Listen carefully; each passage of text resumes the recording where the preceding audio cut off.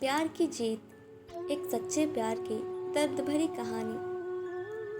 बच्चे जब माँ बाप की बात नहीं मानते हैं तो कष्ट उन्हीं को होता है।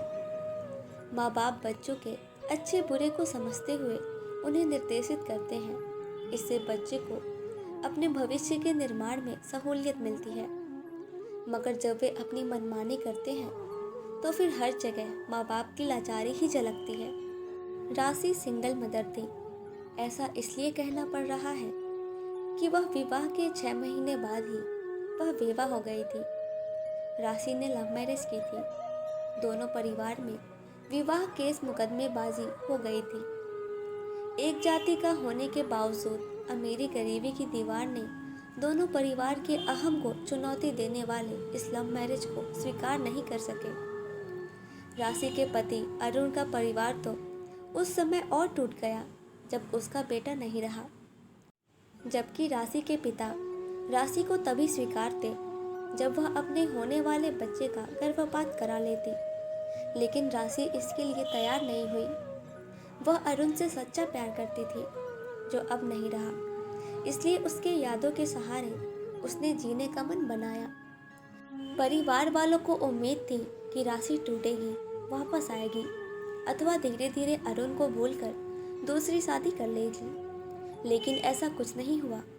राशि उस शहर को भूलकर दूसरे शहर में शिफ्ट हो गई। वक्त गुजरने लगा। वो कहते हैं ना, हुनर यदि हो तो रोजी रोटी मिल ही जाती है।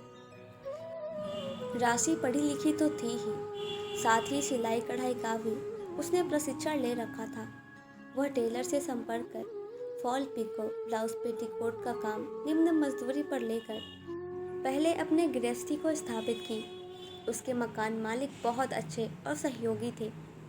जब किसी का थोड़ा सा भी सहयोग मिले तो परिस्थिति को अनुकूल बनाना आसान हो जाता है।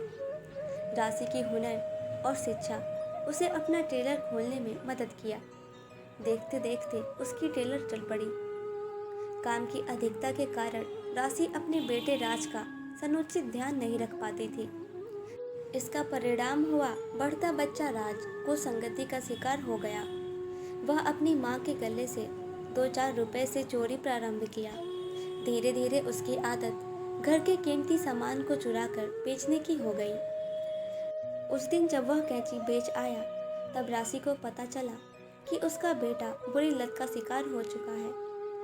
वह परेशान हो गई। परिवार में दूसरे कोई सदस्य नहीं थे। यदि होते तो वह राज को देखते। इधर अरुण के पिता के निधन के बाद उनकी बूढ़ी माँ का जीवन कष्टमय हो गया था। गरीबी और लाचारी को चीर 2 बेटे दिल्ली शिफ्ट हो गए थे। उनका घर आना बहुत कम होता था। दिल्ली जैसे महानगर में वह माँ को ले जाकर अतिरिक्त बोझ झेलना नहीं चाहते थे। राशि को जब यह पता चला तब वह वापस अपने शहर आई। मायके की ऊंचे पक्के सुंदर मकान के दूसरी तरफ उसका ससुराल आज भी 2 कमरे का मकान ही जस का तस रहा। वह दरवाजे पर दस्तक दी तो खांसती हुई वृद्धा दरवाजा खोली। राशि उनका जरा स्पर्श की तो वृद्धा 2 कदम पीछे हो ली। ओह, तो तुम मेरे पुत्र की हत्यारिन। वृद्धा के मुंह से ऐसा सुन राशि चुप हो रही। फिर कुछ देर बाद वृद्धा पूछी, अब क्यों आई हो? आपको ले जाने। मुझे तुम्हारे पास नहीं जाना। अपने पोते राज के लिए भी नहीं। कौन राज? क्या तुमने दूसरी शादी नहीं की? नहीं, राज अरुण का पुत्र है। वृद्धा की आंखें झलक आई। वह राशि को अंदर बैठने को बोली। फिर उसके पिता द्वारा किए गए केस मुकदमा पर दुष्परिणाम बताते हुए बोली, इस उम्र में अब कहाँ जाऊँ? अरुण नहीं रहा और शेष दोनों के लिए दिल्ली में मेरे लिए जगह नहीं। तुम्हें स्वीकार नहीं पाई, अपने घर चढ़ने नहीं दिया, और अब जब सब मुझे भाग्य भरोसे छोड़ दिए तो तुम्हारे ऊपर बोझ बन जाऊं? आप ऐसा नहीं सोचें। सच तो यह है कि मैं राज को सही परवरिश माँ होकर भी नहीं दे पा रही।